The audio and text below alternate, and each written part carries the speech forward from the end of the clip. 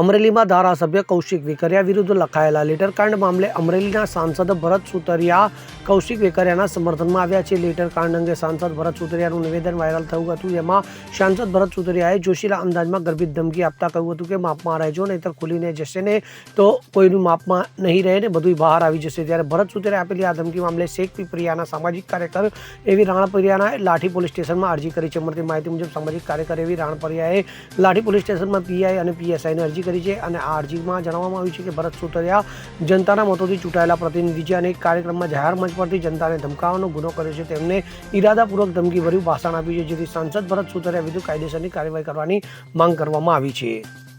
Bureau report CN24 news. હવે જુઓ દેશ દુનિયાની તમામ ખબરો તમારી આંગળીના ટેરવે. ઉઠાવો મોબાઈલ અને ગૂગલ પ્લે સ્ટોર પરથી ડાઉનલોડ કરો અમારી CN24 ન્યૂઝ મોબાઈલ એપ.